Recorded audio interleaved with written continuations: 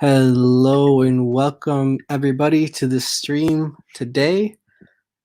We apologize for being a bit late. We are actually still waiting on our guest to join us, Robert Spencer, on the topic Did Muhammad Exist? So for right now, until he comes, if he comes, we'll get the interview started and we'll have the topic be the stream be about that topic. But for now, we have myself and Daughter of Christ, and we'll just kind of fill in some time until if Robert Spencer comes. If not, then we can maybe just do an open kind of Q&A, or you guys want to interact with us, ask questions, anything like that. We'll try to answer your questions to the best of our ability. So welcome, Daughter of Christ. Thanks for joining today. Thank you for having me, brother. Hello, everyone. Nice to be with you again. I'm kind of recovering from the party we had last night. It was a lit party. Yeah. We had so many hadiths. We went over the holes in the narrative and the Quran holes, and we went over just a sample of the evidence from Islamic tradition about how there are so many holes.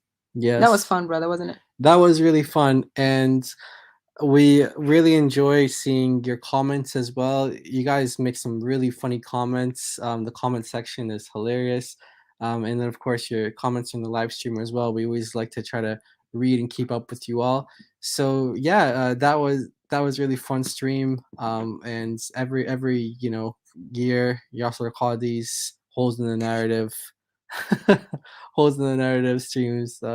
And other people put out videos as well on the topic. Thought that was really funny.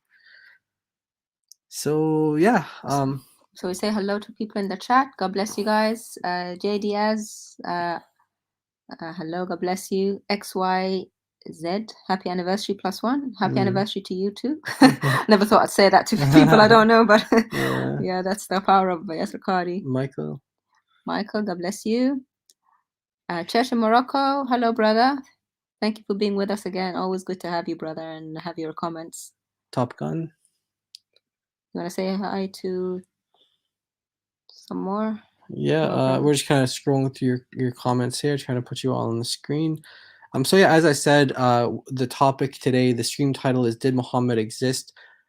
We are, Lord willing, going to be doing this with Robert Spencer if he's going to be with us today. If not, it'll be rescheduled, Lord willing, for another time. So yeah, Church in Morocco, yes, thank you, welcome.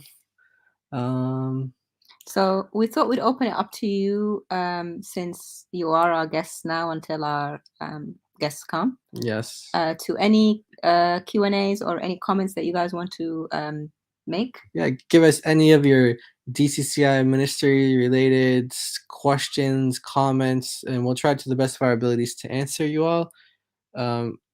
Is this going to be a series? It's possible. It's possible. I know that Robert Spencer has written on the topic, and I believe he actually updated his book on it. So he's always adding in new information, new evidences for his position. So it's very possible. It's going to be it could turn into a series. I'm also, I should say, also I'm filling in for our sister Atun on this as well. So maybe when she returns, she'll do more with Robert Spencer as well in this. I'm convinced that there was a homicidal pedophile false prophet in 7th century Arabia. Okay. Yeah. Yeah. Yeah, I'm with you, brother. So yeah, we just gonna kind of really be just feeding off of your comments and feedback, and kind of that's how this is gonna go until Robert comes. If not, we'll kind of just end out the stream earlier than normal, and then we'll be back to our regular scheduling whenever we start scheduling streams for next week. So yeah. So yeah, the topic of Muhammad existing, it's obviously a topic that even Christians are divided on. David Wood has debated Robert Spencer on the topic. He's debated Jay Smith on the topic. And so it's interesting to hear people's perspectives on this. And why or why not, why do they believe Muhammad existed? Why do they reject his existence? So we got a question here. Okay. Do you know any Muslim catch the night of power? I was a Muslim for a long time. I never caught that night. That night is a fictional night. Yeah, that's the mythical. Yeah, you know what? It's funny because even if you catch it, how do you know you catch it?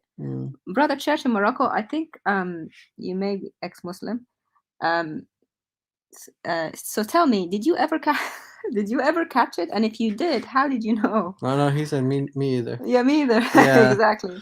Okay. So it's just a fictional thing, and plus Muhammad didn't make it very easy because he said it's in the last 10 days, so it could be any of those days, and then he said any of the last 10, the odd yeah. numbers. So Yeah.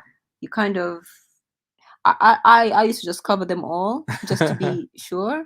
Yeah. But then you put your heart, you really put your heart in the 27th because you kind of know it really is the 27th, even though it's not obvious that it's the 27th. But anyway.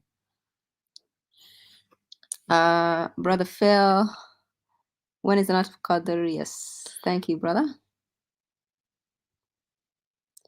Okay, we have I don't believe in an existence of an Arabian prophet named Muhammad, yet I am a Muslim. That's interesting. Is that? I don't know how that makes sense. That's a contradiction in terms, my friend. Yeah. Oh, he may be one of those people who believe in. Maybe Muhammad wasn't Arabian. But Maybe. look at the logo. It's a cross and a crescent. So oh, okay. you're trying to mix Jesus with something else. It doesn't really work, my friend. Idris al-Kalima. Okay, interesting. So yeah, welcome everybody. We see some people coming in. And yeah, again, this is meant to be a live stream with Robert Spencer on the topic, did Muhammad exist? So right now we are just kind of waiting on him if he's going to be coming. If not, we'll, Lord willing, reschedule with him.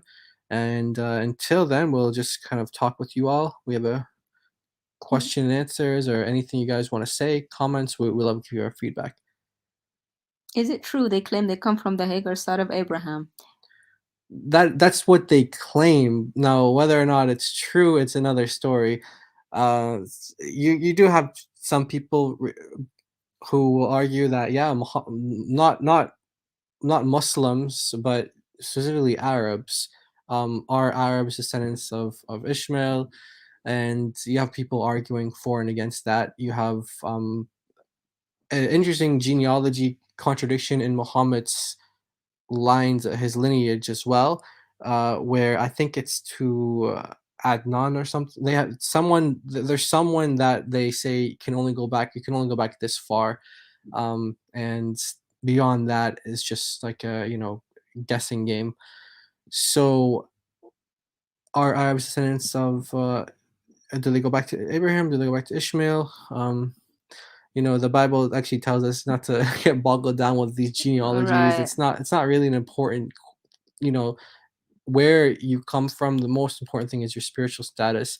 But I have seen, people like secular academics argue both ways. They argue both ways. So you just have to kind of read that and check out the arguments and see where you think the evidence really lines up with. And that's what Robert Spencer would help us with. He'd lay out his arguments and his evidences for Muhammad's existence, and then you kind of make your decision in terms of where you think the evidence leads to. Okay. What do Muslims think about Gnostic stories in the Quran? Okay, so if you're a Muslim and someone says, hey, this story comes from a Gnostic gospel, what's the Muslim response to that? Muslims wouldn't have heard of anything called Gnostic gospels or Gnostic stories. They don't know that term.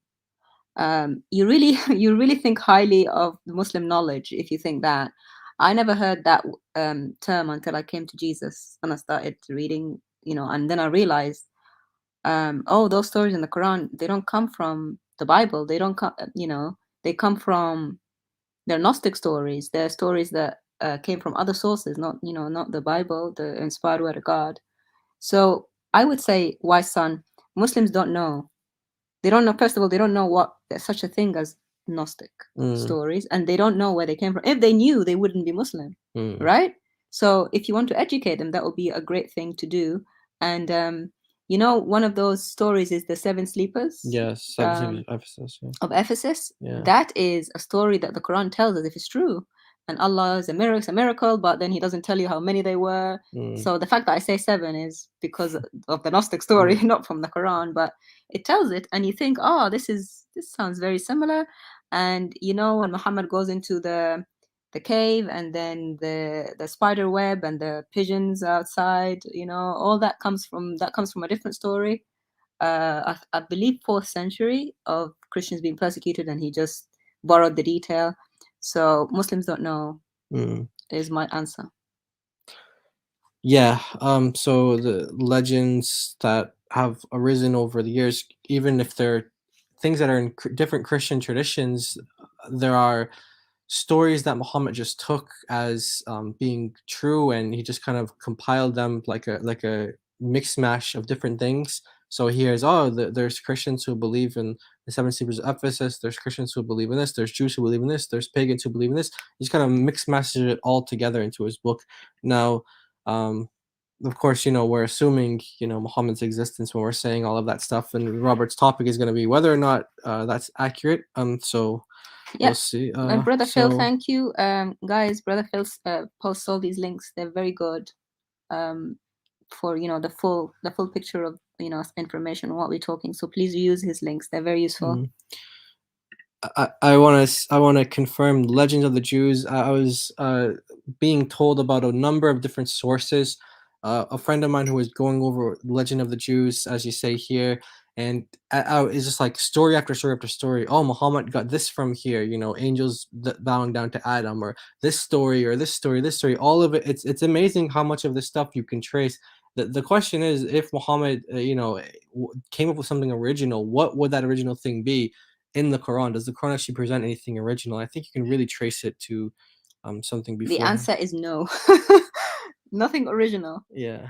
And that's what people I said. mean, even the nonsense stuff, maybe you could say, like, but in terms of information about God, or obviously there's nothing in God about God that we learn about in the Quran. He just says God is one. That's it. He doesn't give us any information about God other than, you know, lies and saying, you know, he makes things up about God. Like God doesn't have a son.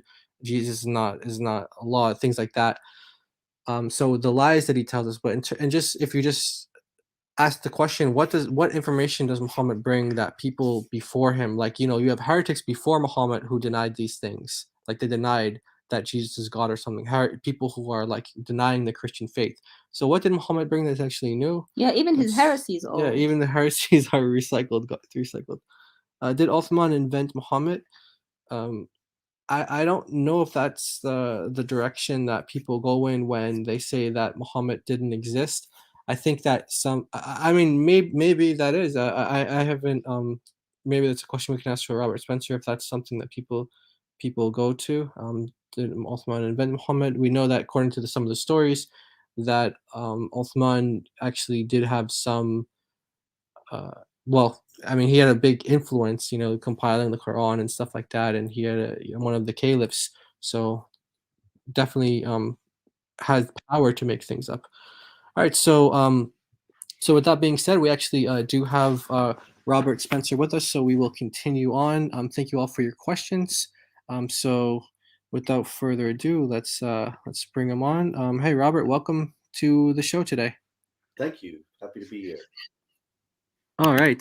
So we were just kind of introducing to everybody the topic today. Did Muhammad exist? And we were laying out a little bit in terms of people's questions, why someone might believe Muhammad existed, why do you think he wouldn't have existed? So yeah, so again, we want to welcome you to the stream, and we'll just get you started right away. So thanks again for joining us, and why don't you tell us a little bit about what got you interested in this topic, and yeah, what kind of made you dig it, you know, write your book about it, and things like that. What do you say? Yeah, I wrote a biography of Muhammad way back in 2006 called The Truth About Muhammad. It's still available, and it's just basically a summary of the standard Islamic accounts of Muhammad's life.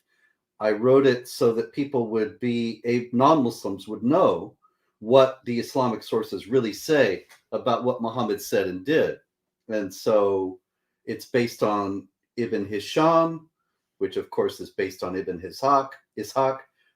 It's also dependent upon Ibn Sa'd, Bukhari, and Muslim in their biographical material, and so on. And anyway, as I was writing that, I saw that this material actually was also late. It comes from 200 years after Muhammad lived, or is supposed to have lived. And you go back earlier, you really don't find very much. And so in a couple years after that, in 2008, I believe it was, I was in the Netherlands, I believe, in The Hague, speaking at a conference, and got there a little bit early and took a walk. It was the middle of the day, and I'd never been to the city, so went out and took a walk around the city, and I ran into Ibn Warraq. I mean, what are the chances?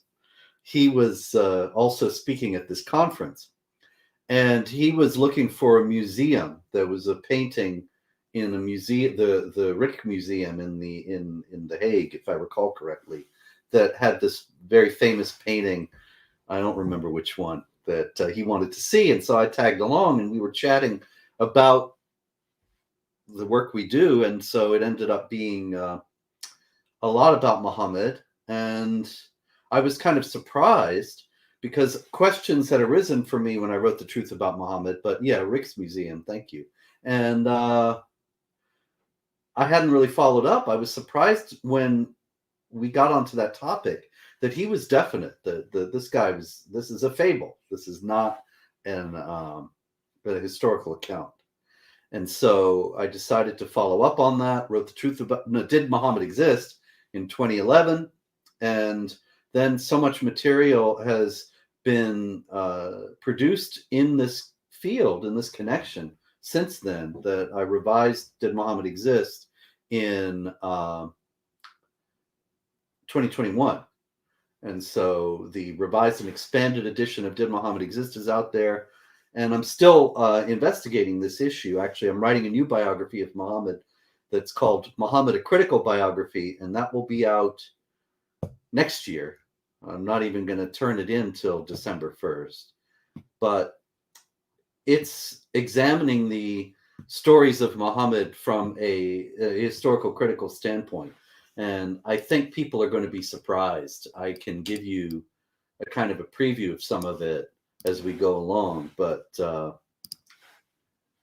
lot of the things that people think are just told straightforwardly in the Islamic traditions about what Muhammad did, actually, the Islamic traditions don't agree at all. And there are all these different versions in which he does or says different things, or small details are off,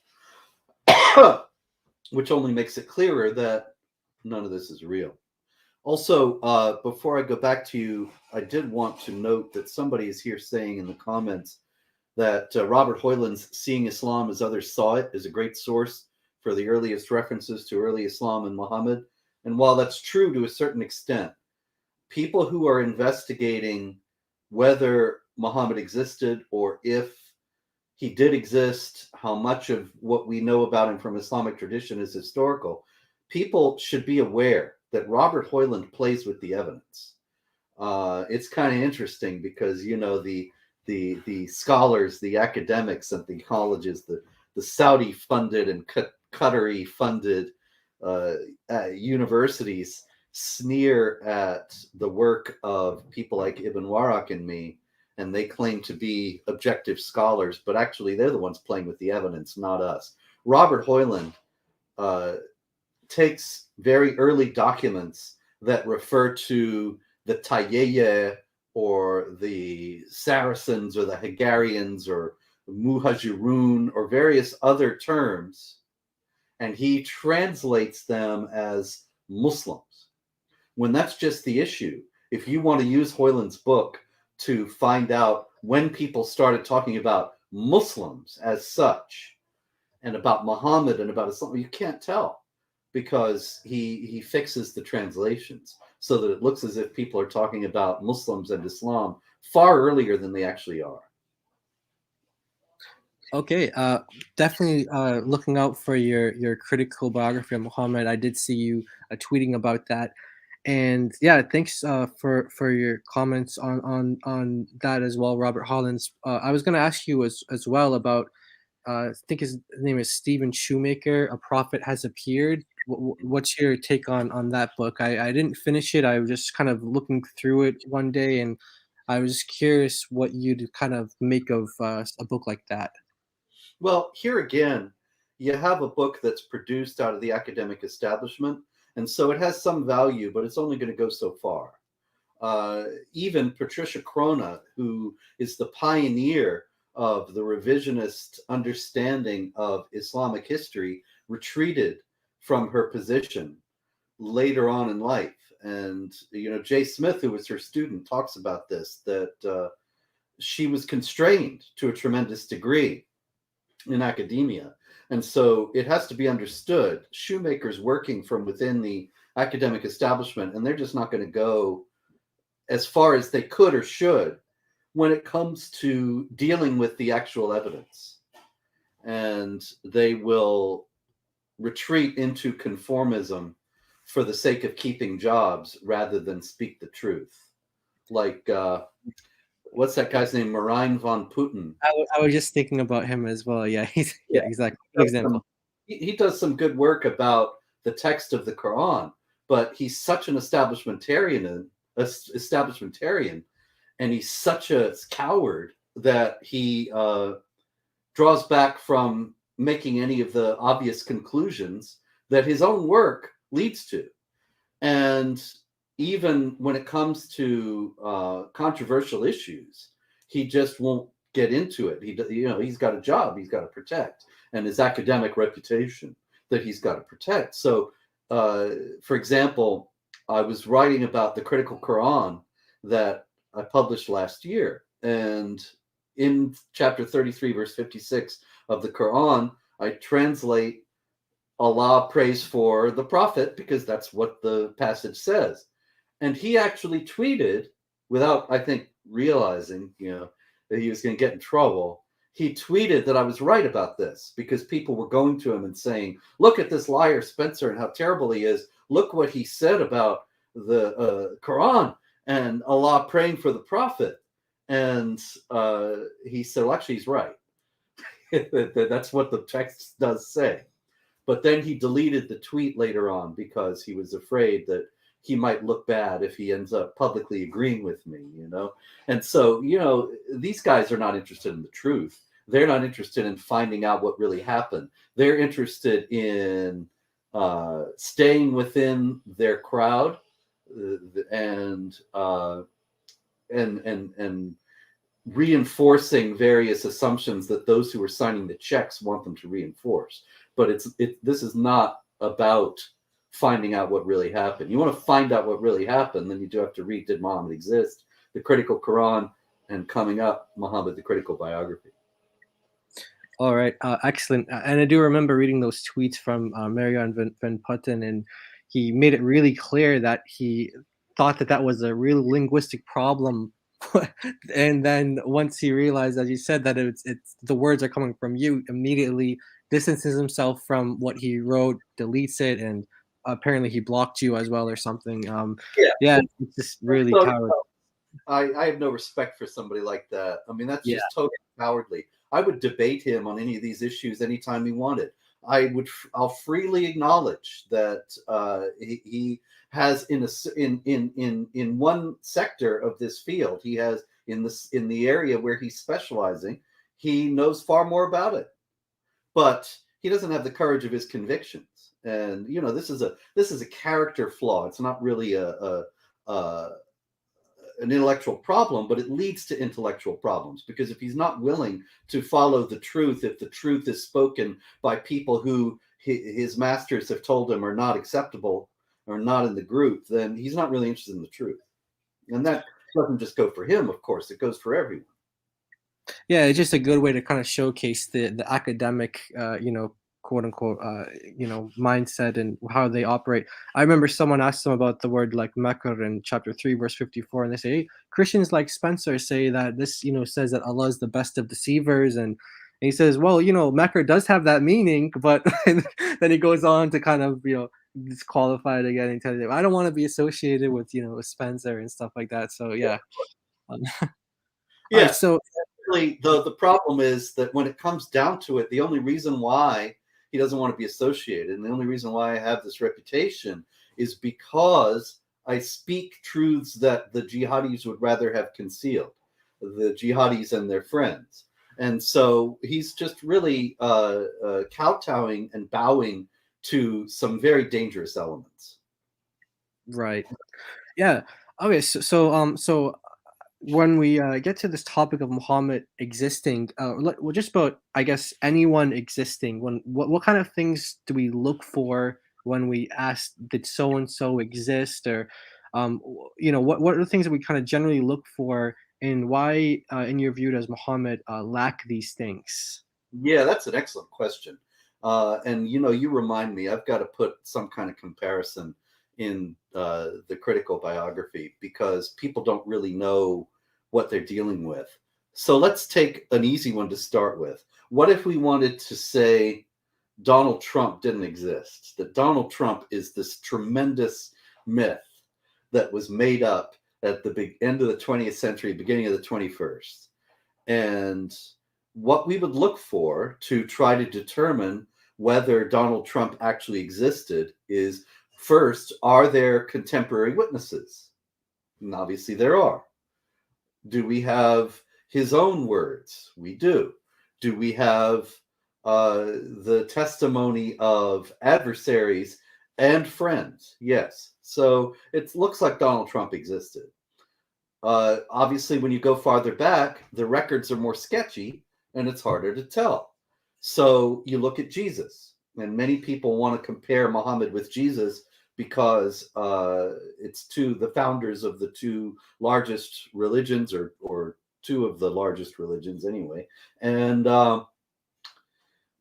when you look at that, it's a very neat comparison, as a matter of fact, because the crucifixion of Christ took place around 33 AD, and the death of Muhammad took place around 632 AD.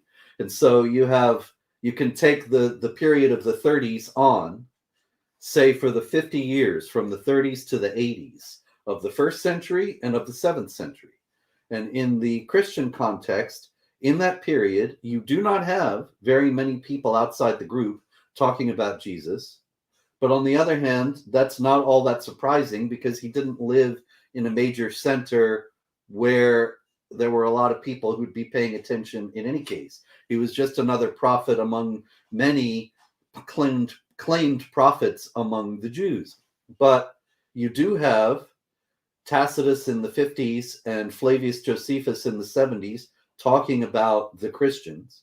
You do have the general consensus of the modern day scholars that the New Testament writings were all written during the 1st century. You have the establishment of churches in various cities around the Roman Empire.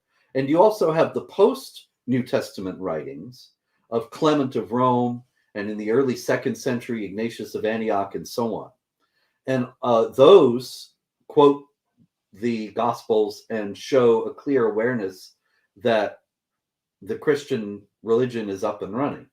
Now, by contrast, you go from the 630s to the 680s or 690s, and you actually have a massive military expansion, which you don't have in Christianity at all. You have the conquest of the Middle East, of North Africa, of Persia, and part of India. And by 732, 100 years after Muhammad's supposed to have died, you have a huge empire stretching from Spain to India. But what's extraordinary is that while these conquests are going on, and we all were taught, I was taught back in college or wherever, that these things were done because of the Islamic religion, and the Islamic religion was what they were inspired by and what led them out to take it out elsewhere and so on. You don't find Muhammad. and you don't find the Quran. You find a couple of mentions. There's a mention in the 630s of an Arabian prophet, but he is invading Palestine after he's supposed to have died, according to Islamic tradition, and he's preaching things about the coming Jewish Messiah, which is not really a major part of Islam. And in other words, the details about this Arabian prophet don't match up with Muhammad. You have a couple of mentions of Muhammad after that in the 640s, 650s, and even then, they don't match the story. You have, according to Islamic tradition, you have Uthman collecting the Quran and distributing and codifying it and distributing it to the Islamic provinces by 653 or in 653, and yet you don't have anybody quoting it. You don't have anybody even mentioning it until the 690s. You have mosques, but the mosques don't seem to have been Islamic. And people have trouble with this concept. They think, wait a minute, what's a mosque if it's not Islamic? Well, it was apparently a kind of Abrahamic house of worship. But there are traditions, for example, Hajjaj ibn Yusuf, who was the governor of Iraq from 685 to 705, he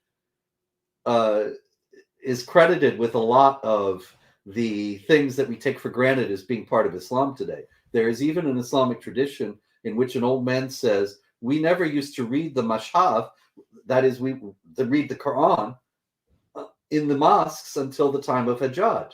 Now, if they had it from the 650s, from 653, why didn't they start reading it in the mosques until 40 years later? Doesn't make any sense. But if you accept that tradition and say, yeah, they started reading it in the mosques in the 690s, it makes sense of everything. That they didn't have the Quran before the 690s. And that's why they started reading it then. And they didn't talk about Muhammad or the Quran before that because they weren't there. They didn't exist. That this was a kind of Abrahamic monotheistic sect that once it amassed this massive empire, wanted to elaborate on its religion because religion was the glue of empires in those days. And so they developed Islam as a means to unify and perpetuate their empire.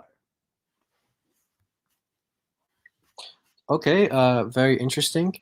So when it comes to a lot of these stories that it's kind of funny because Muslims are the ones that are mostly telling us, like when you quote them a hadith or something, it's like, oh, that's fabricated, that's false. It's kind of ironic that they're the ones that are doing that. Yeah. Well, what's wild about that is I mean, even the standard Islamic story in the first place allows for a massive amount of forgery.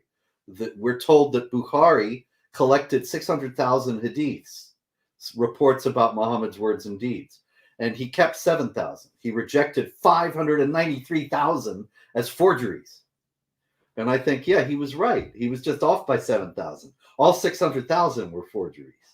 And the thing about it is nowadays, as you noted, Islamic apologists are starting to pick up on the revisionist account of Islam's origins. And I think this is the wildest thing that I've ever seen. That I see Islamic apologists nowadays. There's a non-Muslim Islamic apologist, like Karen Armstrong was a non-Muslim Islamic apologist, and his name is Joshua Little. And he wrote this lengthy dissertation that you can find online explaining that Aisha's hadith are fake, that she wasn't really 6 when Muhammad married her. She wasn't really 9 when he consummated the marriage. And so the Islamophobes have no case. Okay. Well, I actually agree with Joshua when he's talking all about how the hadith are all fake. But that's the basis on which he's saying that the Aisha hadith are fake. He has an elaborate concocted theory for why the Aisha hadith are fake in a way that the others are not, but it really doesn't hold. His argument against the Aisha hadith is really based on exactly the same arguments that I used in Did Muhammad Exist to show that the whole thing was fake. And so he doesn't realize that he's sitting on the tree limb and sawing it off at the same time. But that's what he's doing. And then I see people invoking his work Islamic apologists invoking his work to refute the idea that Aisha was a child when she was married to Muhammad. And I think these people have no idea that what they are doing is endorsing views that will lead to the total rejection of Muhammad as a historical figure if they carry them out. Yeah, I do remember that. I think it was a recent debate with David Wood and Kenny Bulmer, a convert to Islam, and he basically quoted Joshua Little, and David just read a page or something out of the dissertation and said, "Look, if you're gonna quote his work as a Muslim, then you're just throwing all of Islam, like like as you said, you're just throwing out your foundations." And Yep. it was really funny. Yeah, it's true. I'm not sure Joshua Little even recognizes this. He's very, very invested in defending Islam. I don't have any evidence that he's converted, but he rails against Islamophobia on his website, and he's full of all this nonsense. But I don't know that he's realized what he's done. Really, it's kind of a poison pill. Yeah, actually, on that topic of Aisha and David Wood as well, one of the, and I know you've had discussions and even had a debate with him on this topic. His kind of one of his main points for Muhammad's existence is this, like the Aisha things, like the criterion of embarrassment. So I know you've responded to this, but if you could just lay out for us, how do you exactly respond to that objection? So there are a number of things that are said about Muhammad that would be very embarrassing. So it would probably make more sense that these things happened and are just embarrassing facts about him than for them to be, kind of made up. So what's your response to that? Yeah, that was actually the central argument that David used when he and I debated this way back when the first edition of Did Muhammad Exist came out. And it was also the argument he used when he debated Jay Smith about it. And I would expect that if he and I were to talk about it today, that would probably be the cornerstone of his case still. And I understand the power of the argument. It's really the only argument you can make because there's nothing from the 7th century you can point to. There's nothing that shows that any of this material has any historical value. So the only thing you can really fall back on if you want to say Muhammad was real is that people would not have been crazy enough to make up this stuff. I'm not moved by the way, by the argument that people say, well, he's a coherent personality. A single personality emerges from the Hadith, and so that indicates that he's a real guy. In the first place, Macbeth is a coherent personality, and he's made up. Hamlet's a coherent personality, and he's made up. You can make up coherent personalities, and that's even true if you have a number of people, a number of cooks making the broth, a number of people writing the traditions, because they're working from a certain set of assumptions about what kind of person they're dealing with and depicting in these stories. So I don't think that cuts any ice.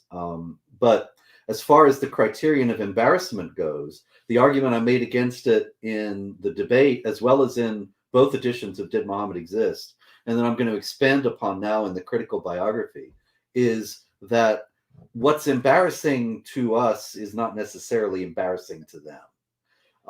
There was a very different culture, very different time. And so it's not even just that child marriage was taken for granted. As David has very capably pointed out, child marriage was not as taken for granted as the Islamic apologists would like us to believe. But it's not even that. There is generally a reason why these stories were fabricated that has to do with Islamic theology, and they don't depend upon the embarrassing aspects. Like, for example, I think the clearest example of this is the Zainab story, not the Aisha story. Zainab, for those who may not know, was another one of Muhammad's wives. She was married to his adopted son, Zayd ibn Haritha, Zayd ibn Muhammad, and then Zayd divorced her and Muhammad married her after he got a vision, got a revelation, that is, that Allah had married him to Zainab. And this is elliptically referred to in chapter 33 of the Quran, which disallows adoption. because that gets Muhammad off the hook. You see that he's not marrying his adopted son's wife or even his ex-wife. He is not his son at all.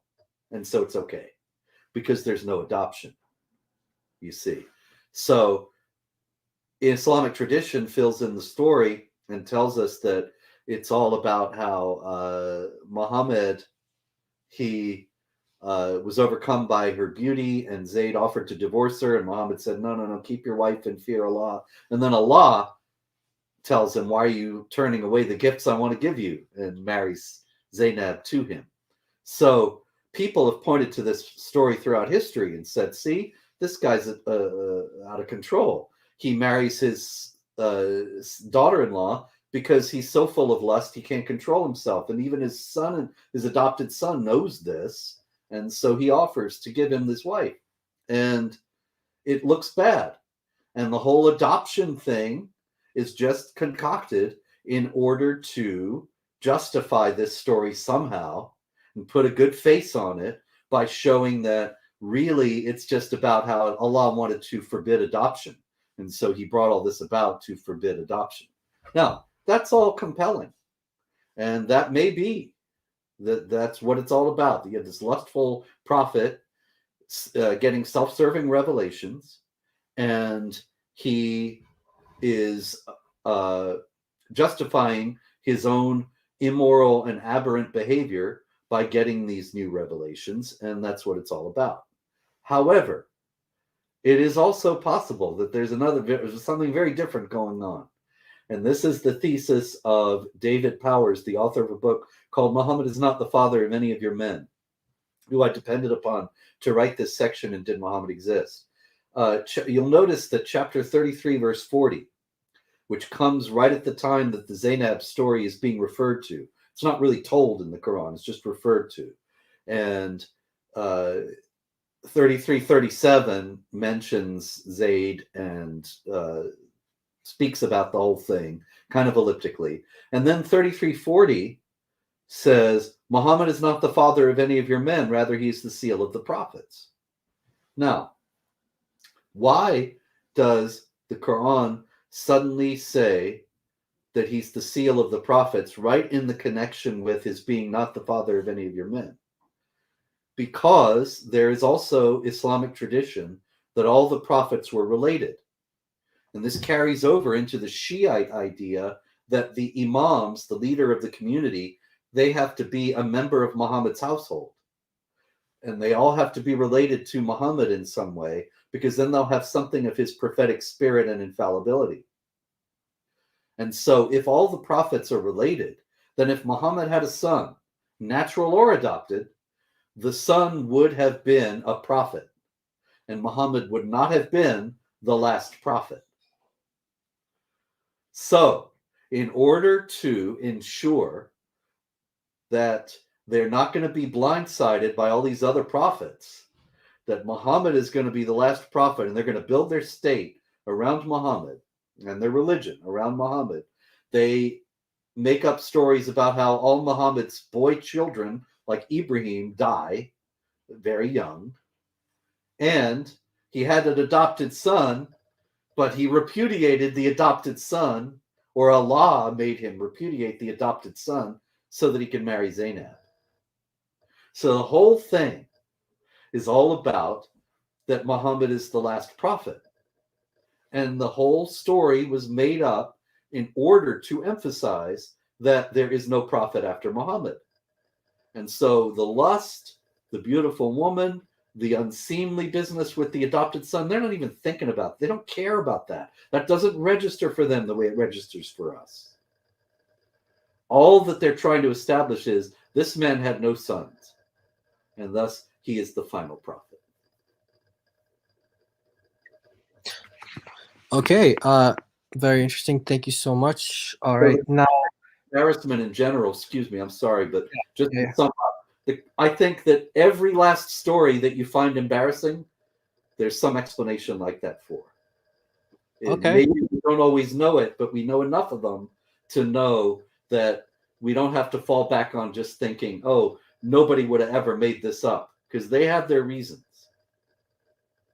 Okay, so it would be a valid argument if there was something out there that people could find to be like actually embarrassing, but these seem to have explanations to them. Okay, so when it comes to Muhammad, I know that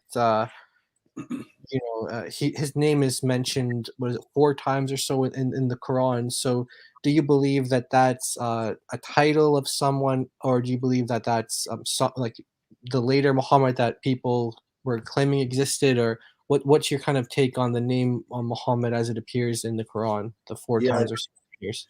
I do believe that's a title. In the first place, just for comparison's sake, I don't have the totals in my head, but Jesus and Moses are both mentioned dozens of times in the Quran. And so it's kind of curious that the last, greatest, final prophet, the seal of the prophets, is only mentioned by name 4 times.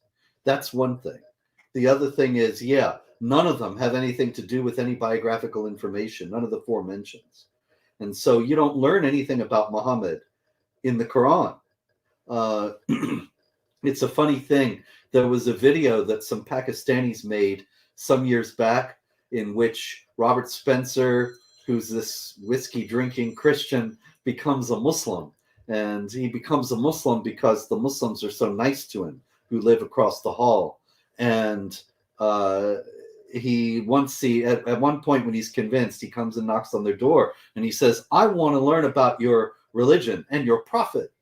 And the Muslims say, "The best book to learn about our prophet, peace be upon him, is Quran." Well, that's not really true at all. Quran doesn't tell you anything about Muhammad.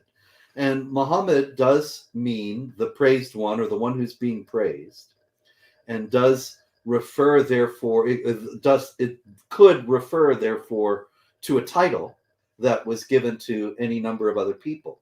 Now, supporting this is the fact that there are other titles that Muhammad has in the Hadith. One is Kutham. Now, Kutham is the generous one. And there's a tradition in Islamic tradition, this is an Islamic tradition, that Muhammad was originally named Kutham and then was named Muhammad later.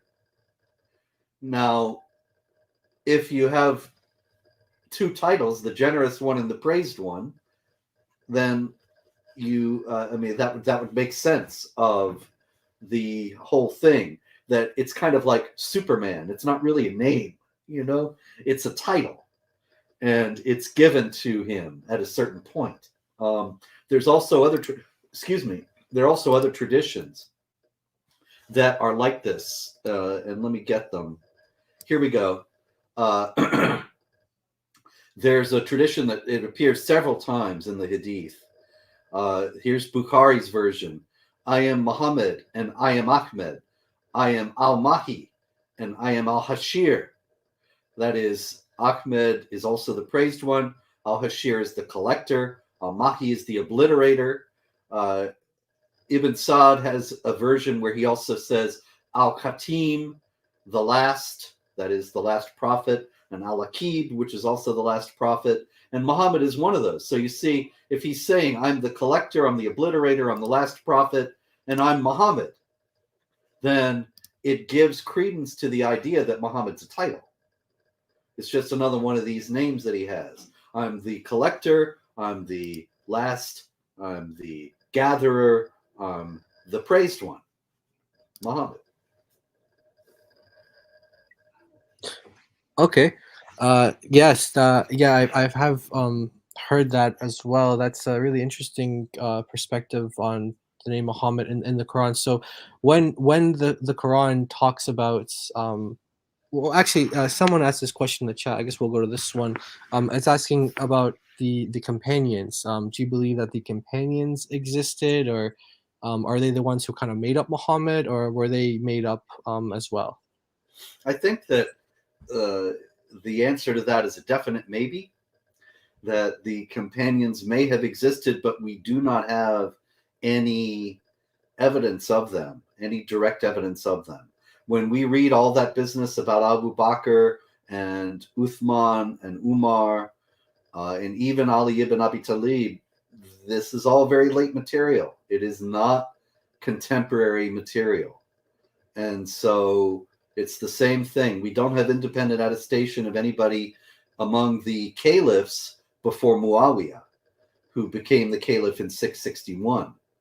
The rightly guided caliphs, the Khalifa Rashidun, it's probably more legend than fact. But the people who made up Muhammad seem to have come later. Hajjaj ibn Yusuf, who I mentioned before, and Abdul Malik, who was the caliph at the time, at the last part of the 7th century, because it does look as if, I mean, the hadith material bursts out in the early 9th century. It didn't come from nowhere. It wasn't all just written in the early 9th century. It's clear that some of it does go back. I don't think it goes back to Muhammad, but it goes back, and probably to Abdul Malik and Hajjaj and to that time. Okay, and so for the Quran, when do you date that to in terms of when it probably was compiled, or what would you say that goes back to? How far does that go back to the Quran? Around the same time. Around the same time. Yeah, we have quotes from the Quran on the wall of the Dome of the Rock that was built in 691. Now, the funny thing about the quotes from the Quran on the Dome of the Rock is that they're mixed in with other material that's not the Quran. And some of the quotes from the Quran are not the exact words. And so it seems as if the Quran was being formulated right around the time the Dome of the Rock inscriptions were written. And so the material was not standardized at that point. Otherwise, it's very hard to explain why they would mix in non-Quran with Quran without any kind of differentiation. You know, unless maybe this wasn't all the Quran yet. And then in around 730, you have John of Damascus, who was a Christian, a saint in the Orthodox Church and the Catholic Church, very important Christian theologian of the period. And he writes the first Christian critique of Islam. And he shows a clear awareness of the Quran, except it doesn't seem to be the Quran as we have it today. And let me go to that, because I do have that also in the critical biography. I believe that's going to be chapter 1, but it might be chapter 2. I know I should know. I wrote it. Here we go. Okay. John says that Muhammad composed many frivolous tales, to each of which he assigned a name, like the text of the woman, in which he clearly prescribes the taking of 4 wives and 1,000 concubines, if it is possible. Now, of course, we do have the surah of the woman, or women, actually, which is chapter 4 of the Quran, and it does say you can take 4 wives. It does say you can take sex slaves or concubines, the captives of the right hand. Doesn't say you can take 1,000. So maybe John got that wrong, or maybe the text was different in the version that he saw. And he says Muhammad mentions the text of the table and the text of the cow, and that's of course chapter 5 and chapter 2 of the Quran. And then he says Muhammad's book also contains the text of the camel of God, about which he says that there was a camel from God. Well, there is that story, that weird story that's in the Quran in chapter 7, chapter 11, and chapter 91 about a camel from God. Kind of a strange story, like so many other stories in the Quran. It's not told fully. It's just referred to as if you were all familiar with it. But there's no chapter, the camel of God. Maybe there was in what John saw, or maybe he just got it wrong. We don't know. But it does seem as if the Quran was being formulated by that time. Although there do seem to be indications that it was not in the form that it is now. Okay. All right. So by the way, just let me know how you are on time. If you're okay, we can keep going. Yeah, I have to go by the top of the hour, but All right, so about 20 minutes. Okay. Yeah. All right, great. So yeah, I am kind of relying on the chat as well. If you guys too have questions, please do feel free to ask. And so when it comes to creating the myth of Muhammad, I guess you might word it like that. What you mentioned how this is probably like to kind of tie an empire together. Do we know exactly who these like creators were, or do you think it was just whoever was like the generals of the armies or whoever the leaders were that kind of wanted to just unite everybody by a religion, or do we have any identities on these people who created Muhammad? Well, yeah. When Abdul Malik has the Dome of the Rock built, I'm sure he was responsible also for the inscriptions. And so the inscription says, "There's no God but Allah, and Muhammad is his prophet." The statement of Islamic faith.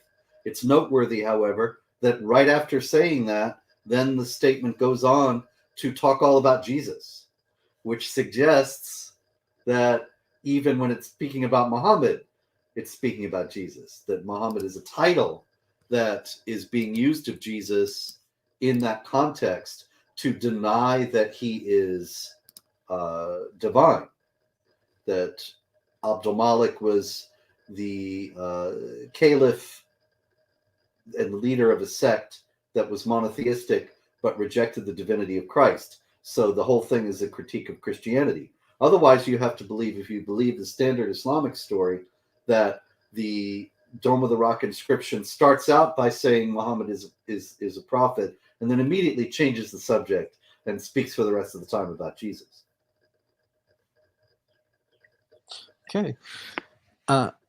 Now that is usually cited as like an evidence of Muhammad's existence, right? Or maybe what you could do is just kind of list some common evidences that people do cite for, like, let's say a Muslim or something like that who would cite for Muhammad's existence. I know they mentioned some coins or something like that.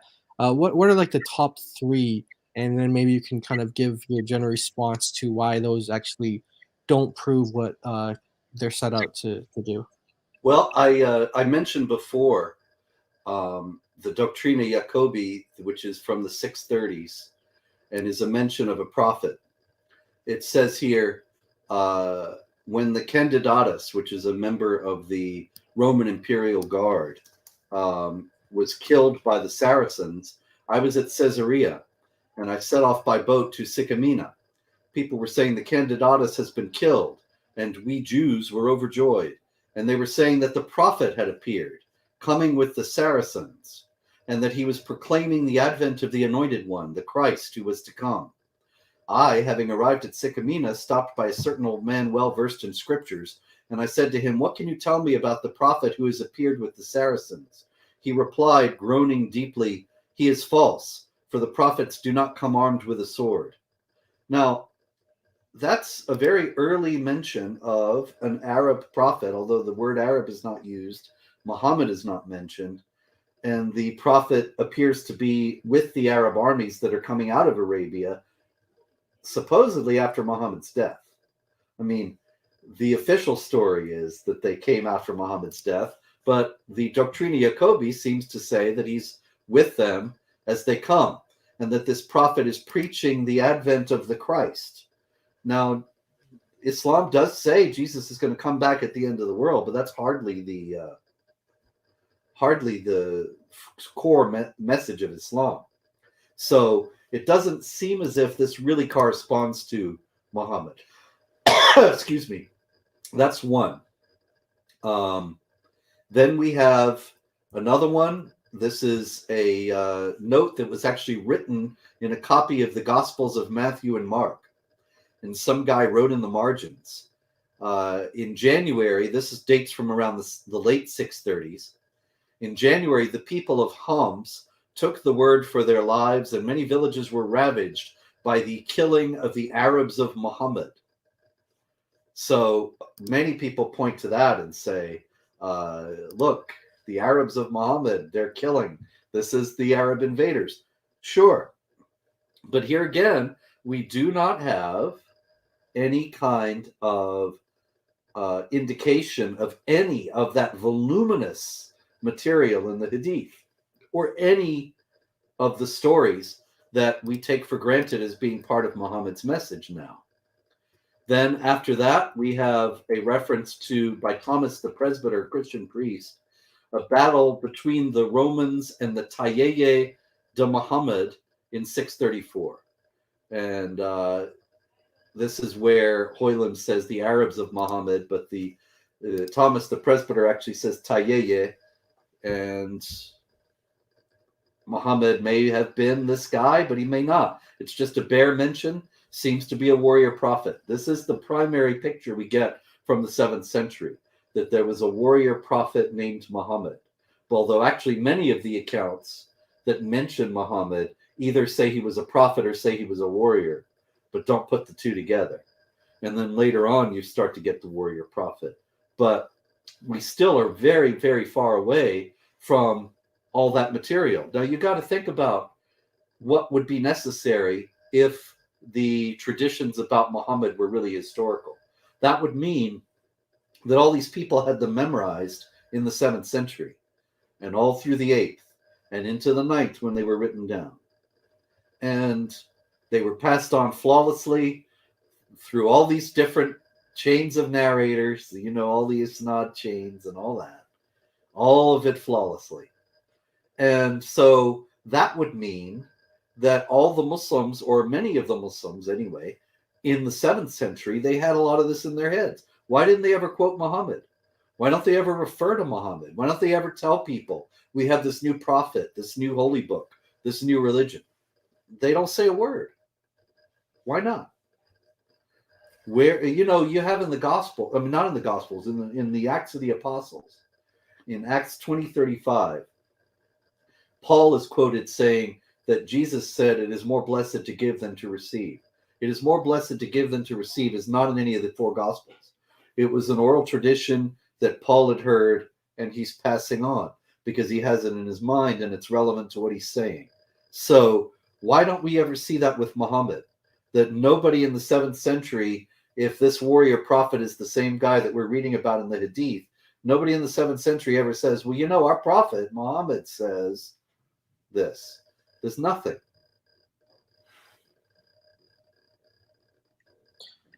Wow. Okay, that's interesting.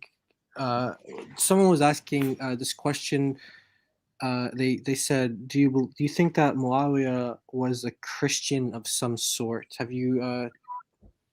I don't have think you so, because he. Let me see if I can get to that here. Okay.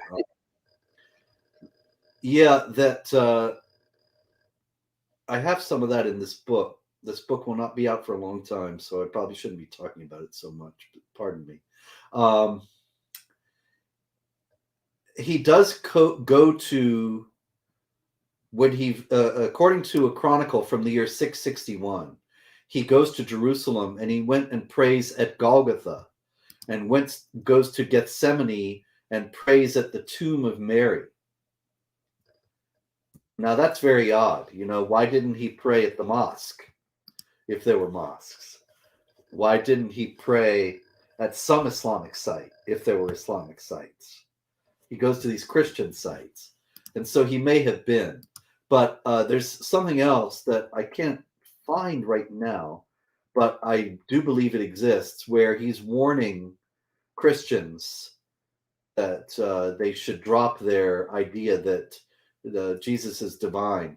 And so it may be that he was some kind of heretical Christian, some kind of Ebionite type that rejected the divinity of Christ, something like that.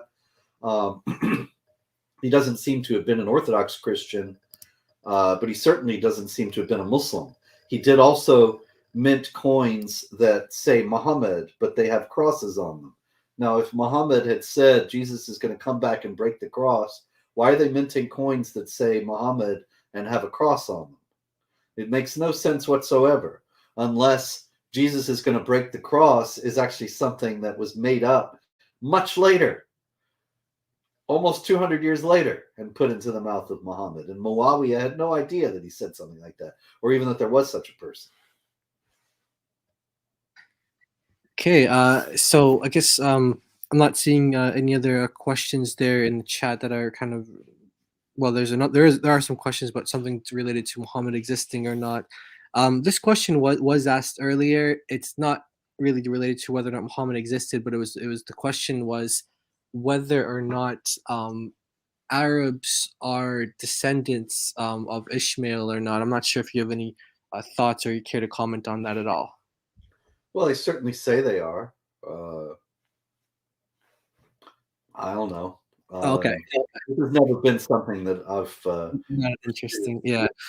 All right. Yeah. So I guess we can kind of wrap up with that then. Are there any other final thoughts? I know you've mentioned your book a lot, and you got us all really excited for it. So if you want to comment anything else on it, or kind of give concluding thoughts. I have to apologize because, like I say, it's not even on Amazon yet. It's not going to be out for another year or more. I have a deadline of December 1st, but all things being equal, and if society doesn't completely break down by then Muhammad, a critical biography, will be out sometime around this time in 2024. So I hope you'll remember this day. Also, I have a book coming out in November of 2023, one that's all finished, called Empire of God, How the Byzantines Saved Civilization. And that's a history of the Byzantine Empire that is a little bit, of course, Islam has a lot to do with it, but that's not primarily the focus. Okay, that's one we'll look out for. Okay, so that's in November. All right, great. Well, we thank you so much for your time, and I'm sure that we'll see you again on the channel sometime on another topic. Thanks so much for joining us, and hope everybody appreciated it and enjoyed the stream today. Thanks, everybody. God bless you all. We'll end out now. Thanks, Robert. Thank you. Okay.